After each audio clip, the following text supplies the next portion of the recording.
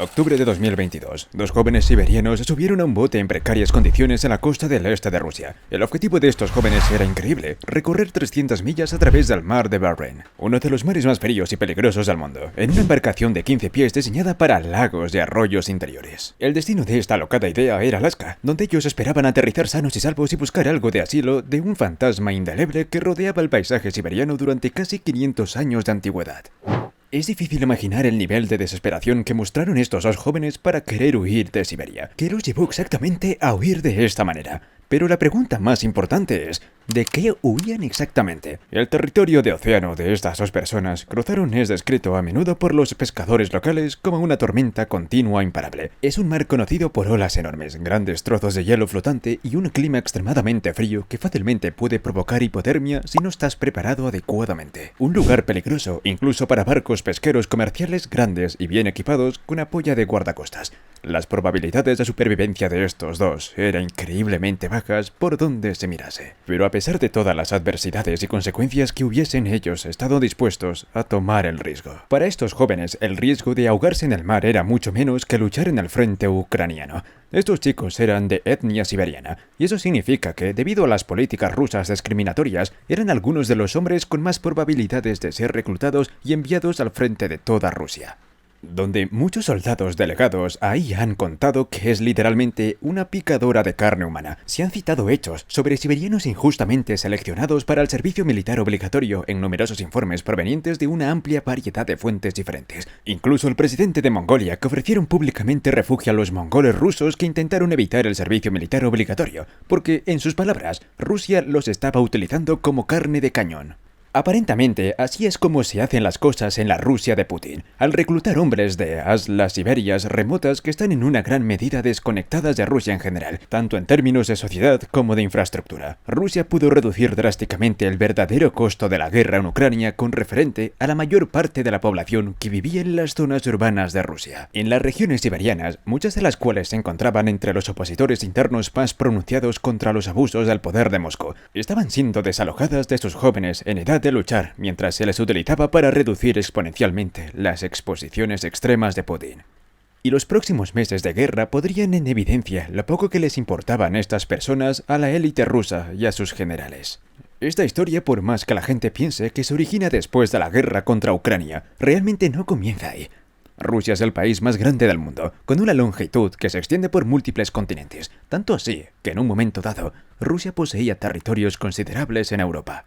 Así e incluso América del Norte, todos al mismo tiempo. La masa terrestre de Rusia actualmente se extiende a lo largo de 11 impresionantes zonas horarias y constituye una impresionante octava parte de la superficie terrestre de la Tierra, lo que lo convierte con bastante diferencia en el país y nación más grande que existió en la actualidad.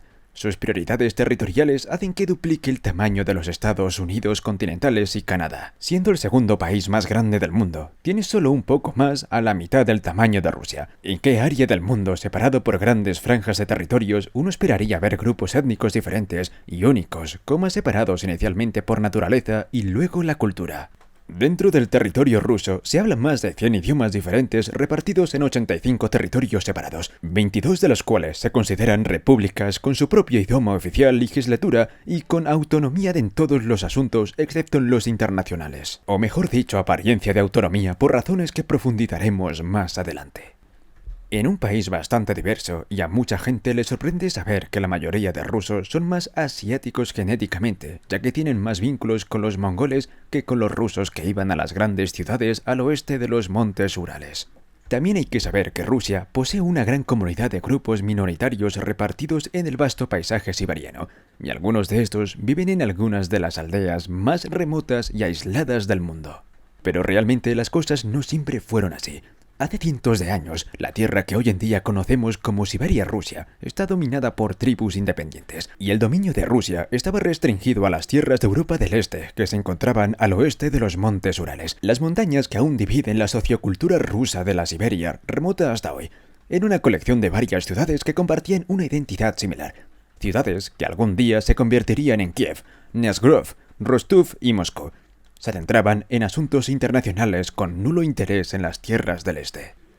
Para la mayoría de rusos y siberianos, el otro lado del mundo no existía, pero cuando las hordas de Gengis Khan llegaron al siglo XIII, todo esto cambió cuando conquistaron y subyugaron territorio ruso a manos del Imperio Mongol. Esto cambió a la historia de Rusia hasta los días de hoy. La Verdad de Oro oprimió a la gente rusa durante mucho tiempo. Llegó un momento en el que el Imperio Mongol conquistaba el 22% de la superficie terrestre de Rusia usando la barbarie. Fue tan así que los historiadores creen que Gengis Khan mató a más de 40 millones de personas, lo que equivale al 10% de la población actual.